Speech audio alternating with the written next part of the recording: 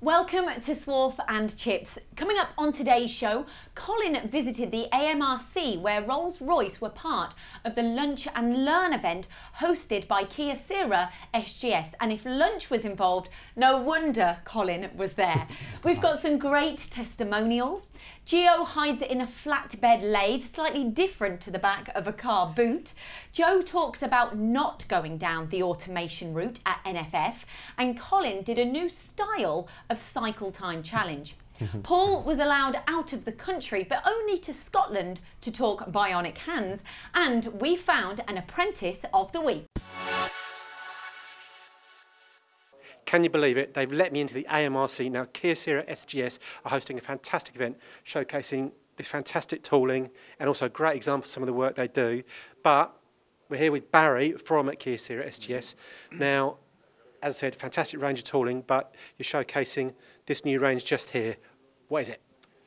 Well, one of the key features of multiple tooling is it's combining features all into one operation. So this will do different processes, basically? Yeah, so typically for an operation on some of the components we work with, you may have to use a separate drill, a milling tool, a boring tool, and then a chamfering tool.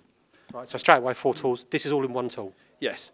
So in the past, tools have been made, like for automotive, normally inserted tools with multiple operations, but some of these tools go down to quite small sizes, and grinding these type of forms in very small tools is quite a challenge. So we've met the challenge for certain customers, and now we're rolling it out as or trying to promote it as a range of tools for specific solutions. Okay, so straight away, one tool down from 4, so you save money there. What other savings will you get from this? Well, one of the key ones is, you've got 4 tools on that side, logistically wise for vending of 4 tools. If you've got 4 tools, each of those have to be matched in together. You could have mismatch between the chamfering and the form itself. Every tool you have in the carousel, you have to have space, and every one of those tools has to have a holder, which carries a cost to it. So again, there's another saving there. Okay, so it's cycle time savings, cost savings. Yeah. In fact, I think you covered them all, because I did watch Barry's presentation earlier, and those are all the points, I think, weren't they? Yes, yeah. Well, at least you were listening, so yeah. Yeah, that's the key thing to it. No, it's been a great event. Barry, thank you for just showcasing that, but you've got a great range of tools. Thank you very much. Throwing it back to the studio.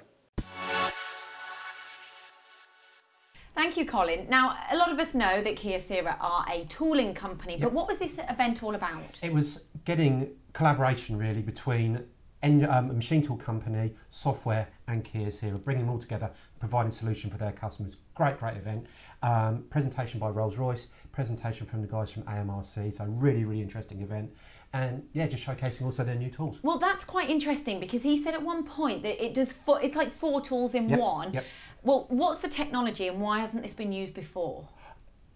It has been used before, but they're taking it to the next level because it's quite an intricate part, and they're doing this tool here. I think it's about 8mm diameter, but they're doing a lot smaller ones, so it's really difficult to do. But as you said, it's just saving so much time, cost, time, tool holdings, everything like that. So again, improving efficiency for people. So getting in touch with Kyocera. That's the simple. Yeah, that's it basically. But it's about, as I said, consulting and collaboration. That's what Kyocera do. So if you need to manufacture something, basically get in contact with them. Simple as that. Right. Yeah. And Gio, you were not in the back of a boot this time, were you? But you got into a flatbed lathe. Is that right? Yeah, this is the first lathe I've ever been in, ever. Yeah, I think that's something to be proud of. I'm not sure, or what.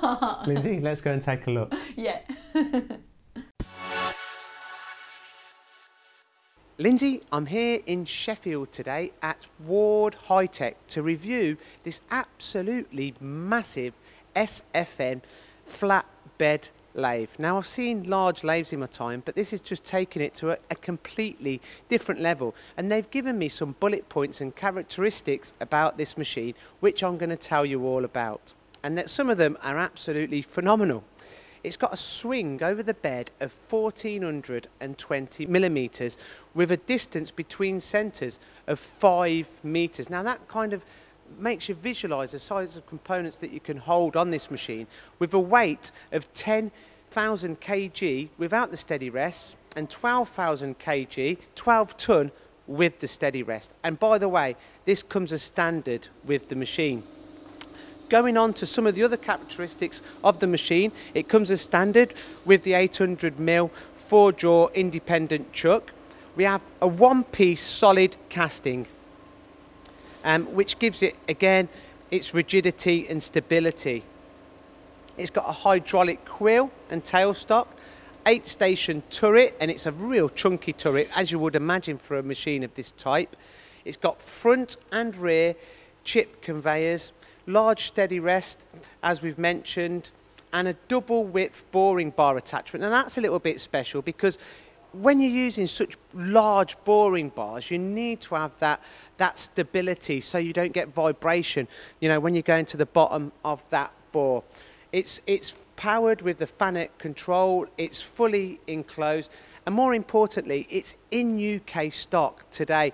It doesn't just lend itself for the oil and gas industry. Anyone that's doing very large turn components, give Ward iTech a call. You know, it's in the UK and it's all ready to go. Back to you in the studio, Lyndsey. Thank you, Gio. So why Ward High-Tech? Well, at Ward iTech, they keep a lot of the machines in stock, so it's rare really to see such a large machine in stock, in UK stock, ready to go. And you can see the size of the machine, and the oil and gas industry is now picking up, but other sectors such as energy sectors, this machine really lends itself to. And you know, get in touch, and they'll also offer you great finance packages. Oh wow, and they're big machines, that's the thing, Yeah, of, you know. 5 metres. 5 metres in length, and I think it was 1400 diameter. I don't think it's 1.4. easy, is it, doing a machine review with all the technical, you know, you're like, basically, you've got the catalogue in front of you and it's quite How long overwhelming. did it take you to get out the machine? You're right. I was quite quickly. I was like Frankie Dettori out of that machine, to be honest, Colin. Right, okay, so what do we find nowadays is happening more and more in the industry? Automation. Yes, exactly that. But Joe went to a company called NFF where they're not using automation and it's being very successful. Let's have a look. On Swarf and Chips, we often talk about automation and why people don't embrace automation. I've actually travelled to NFF Precision on the south coast today to find out why they looked at automation but decided it wasn't for them. So Tom, you've looked at automation, but you decided to go another way. But firstly, why didn't you go for automation? Mainly will be the price. But the second reason is that with the solution we came out here, we don't have to load the parts very often. So the automation robots wouldn't do anything, to be honest, and wouldn't pay back for yourself. Mm-hmm. So what is the cycle time? Cycle time is 5 hours for one operation, 2.5 for another operation, and about 10 hours with this solution for the last operation. Okay, so if you time it correctly and you put the 10 hours through the night, I guess, like you say, the robot will be stood it Yeah, exactly. It wouldn't do anything. So what was the solution you went for and how did you come to the end result? We're going for a solution with Lang work holding, supplied by Tom work holding. And we bought some trunnion attached to forward axis with 2 double quick point plates.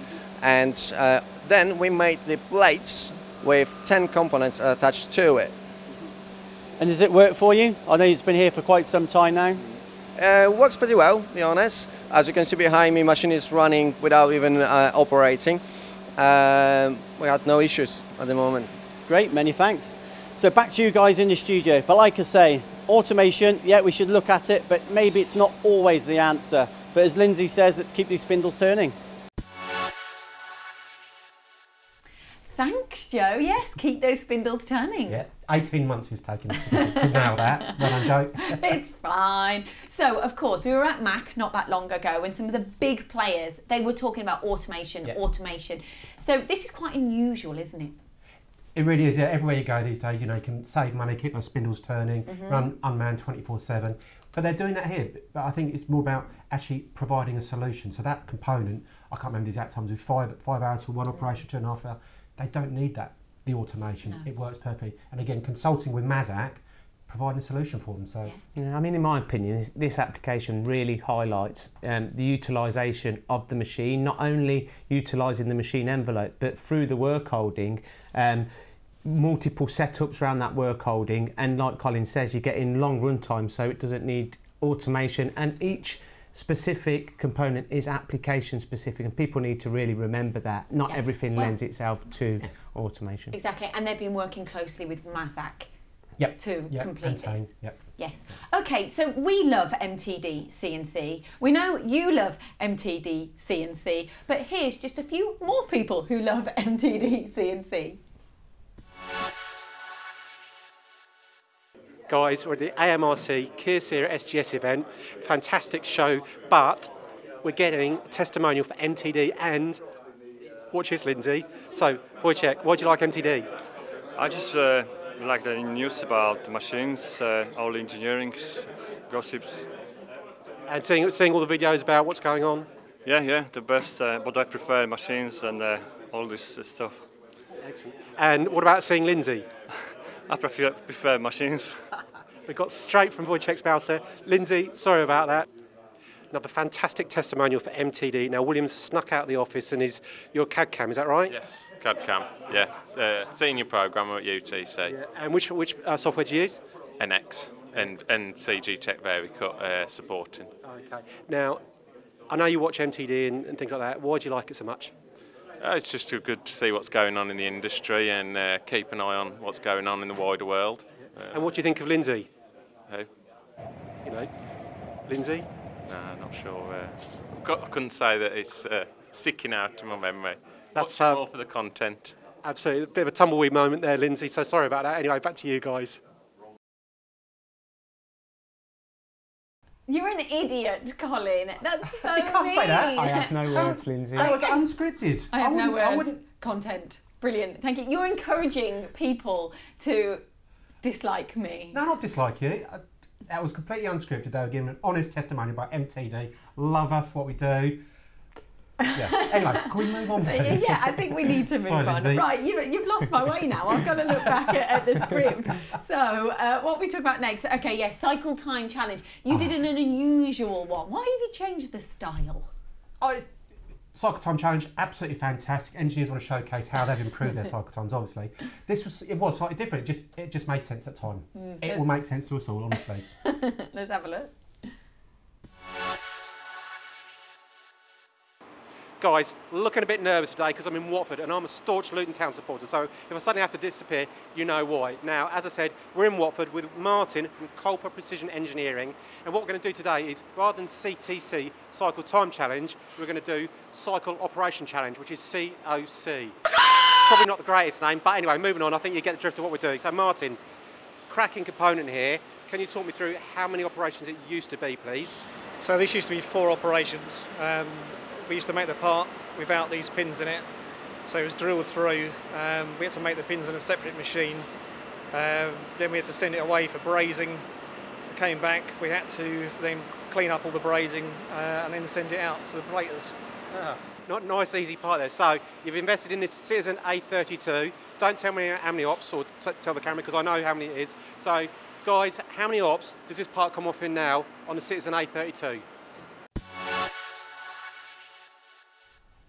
COC, that's an interesting one, Colin. Yeah, probably didn't put too much thought when I named it. But No. Anyway, just wait for the next name. I don't know what I'm going to come up with, but it'll be better than that. Well, there's time for you to get involved by putting your guesses in the comments box below, where you can win a fully loaded Swarf and Chips goodie bag. So thank you for that one there, Colin. Absolute pleasure. So we let Paul out of the country, well, to Scotland, sunny Scotland. That's because he's lost his passport, you know that, don't you? That's another story. Oh, okay. I don't know about that. But we let him out, and he's going to be talking bionic hands at Contract Solutions. Rab, we stopped off here at Contract Solutions. I know you watch Swarf and Chips along with your sons. Tell us a little bit about the Scottish market, in your opinion, and where you're making parts for. most of the parts we make are fairly complicated parts. We get other engineering companies in Scotland bringing us their difficult parts to make. There isn't many companies in Scotland that have the expertise that we have. That's the first thing. The parts that we make go to local companies, but they're global companies. For what markets? For what? We work a lot in the medical sector. We make parts for bionic hands. The parts we make for bionic hands go worldwide. It used to be America and Europe that we made them for, but they moved into the Asian market, and because Asians have smaller hands, we had to reduce the size of the parts that we made. Does that mean they're cheaper? It doesn't mean they're cheaper, it means they're more difficult to make. That's probably more expensive then. Yeah, so we had to just reduce that, put a bit of pressure on us. That's why we had to get another Matsura 520 to cope with that. Barry, you're the area sales manager for Matsura. You've been involved here at Contract Solutions. This is a hell of an account, isn't it? What are they doing right here at Contract Solutions? Well, in my opinion, they're superb engineers. I think that's what sets them apart from others. They've also got a really good choice in machines, of course. But if you look at how they've set themselves up with excellent MX520 machines with aftermarket Lang tower systems. I love these tower systems. That's feeding these, so these can basically run unmanned, can't they? These run 24/7, 365 days a year. I think the guys come in during Christmas to unload them sometimes. The population in Scotland is around about 5 million. Is it a big manufacturing zone? You know, it's obviously there's a lot of landscape in between the cities, but how buoyant is this industry? I would think that up in Aberdeen in the oil industry has been very, very buoyant up there until the crash, and a lot of companies up there have closed down. But the stuff that they make up there is big stuff. They have to crane it into the machines to do it and stuff like that. Doing small components like we do, there isn't that many people do that. We're quite unique in that, and I think there'll only be about another 2 or 3 companies in Scotland can do the kind of work that we do. Is that why you've been able to grow so quickly, having only founded 9 years ago? Yes, well, we spread ourselves out though. We spread from medical to military to satellites to space stuff, and we do some other stuff as well. But the market that we work in is only the top sort of 20% of the milling market, 5-axis milling, that's what we specialise in. So basically, when the oil industry crashed, it didn't affect us at all. Good news for you. It's not just 5-axis machining and milling you do as well. Just tell us briefly about your turning capability too. We were struggling to get turning done.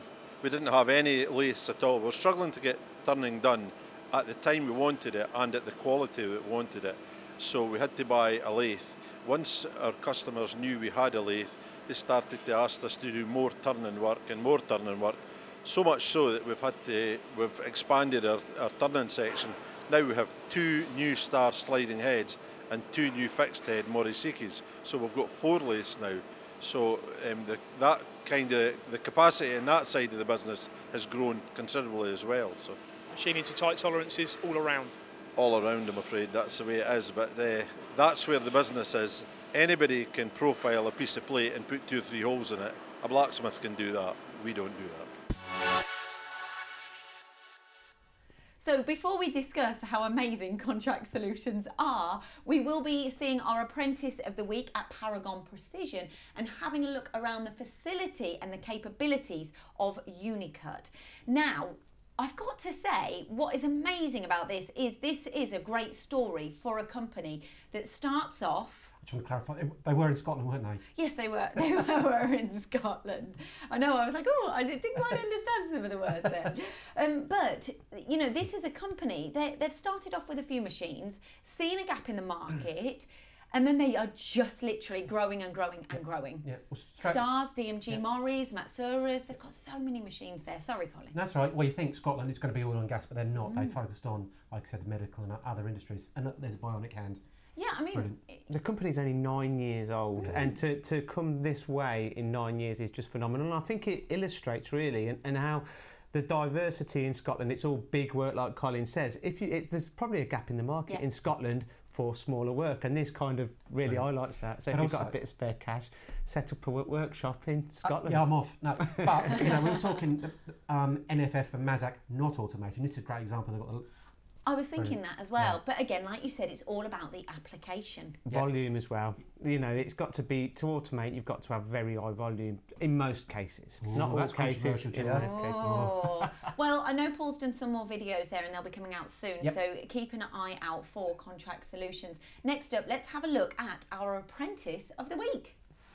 Apprentice of the Week. Now, we've popped into Paragon Precision Products in Milton Keynes. Now here, the MD, Paul, raves about his apprentice, Andy, who's recently qualified. So what we've done is set Gio the task of finding Andy and having a chat with him. But essential to this interview is having the right microphone muff. So, Gio, over to you. Cheers, Colin. Well, Andrew doesn't know we're here, so let's go and surprise him. Andrew? Do you know why I'm here? No. Well, congratulations, you've been voted Apprentice of the Week and your Swarf and Chips goodie bag will be reaching you shortly. Oh, thank you. Now, more importantly, can you tell me a little bit about you and how long have you been in engineering? I've been in engineering probably about 2 years. I'm coming up to finish my apprenticeship at the moment. I've been working for Paragon for about 1.5 years now. I set and programmed the A32s and some of the L20s here. Are you enjoying it? Yeah, it's good. Yeah, it's very good. Learning a lot. Will he give you a pay rise now you've become Apprentice of the Week? No comment, but we'll see. Andrew, congratulations. This is a great story. Lyndsey, back to you in the studio.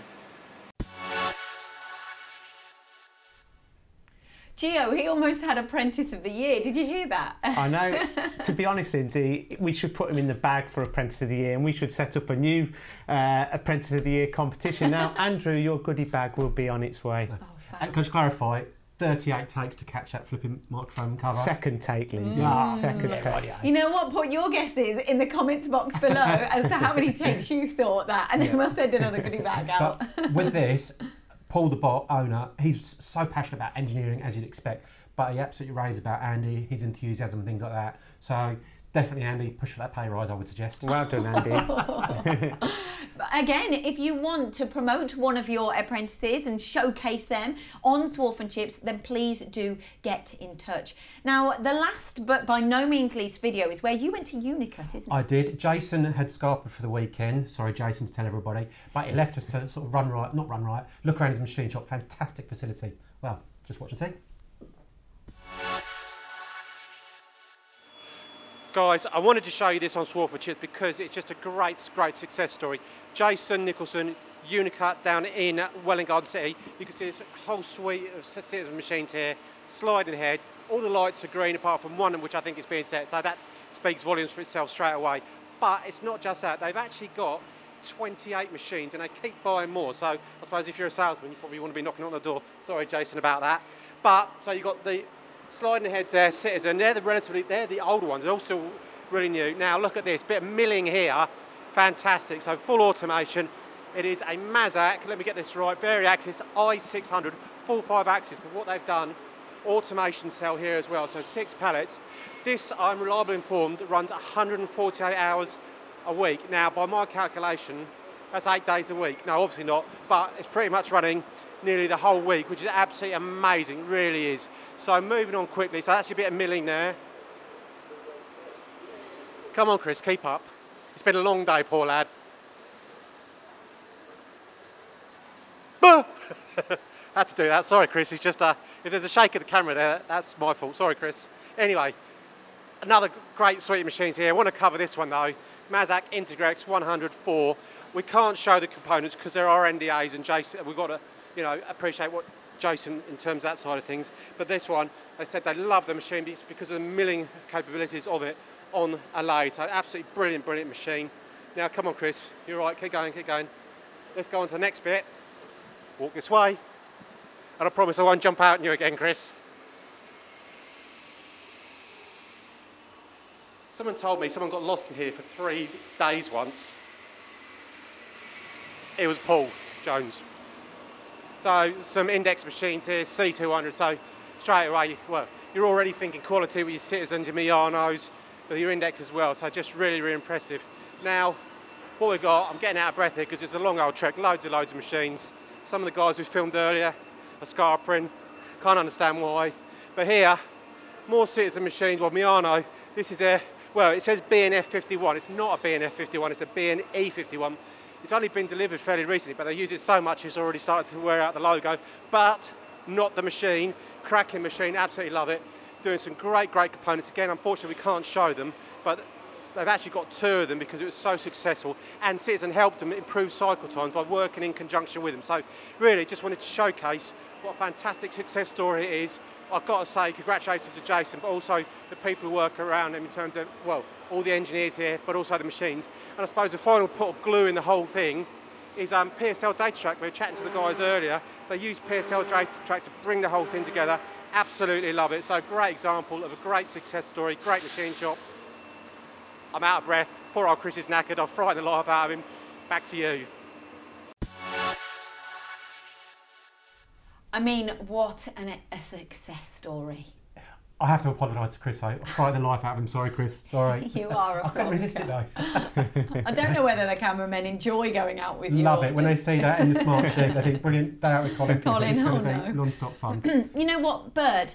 What made me laugh here was the fact that you were like, those are the older machines. Yeah. But they don't look old, do they? Absolutely. And I'm not sure the exact figures, so I might be slightly wrong, but I was chatting with Jeff from PSL Data Track the other day about Unicut. I think 4 years ago it was, they only had 10 machines. So in that time, they're up to 28. And the BNE 51s, they've only bought 2 of those about 4 months ago.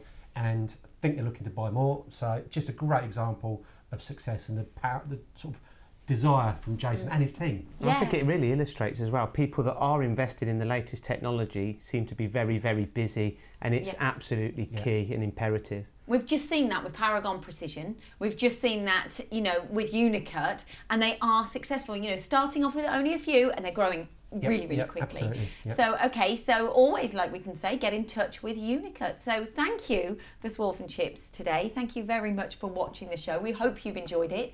Don't forget to like, comment and subscribe. If you want to watch any previous episodes, click on the links here. And as we always say, keep those spindles turning.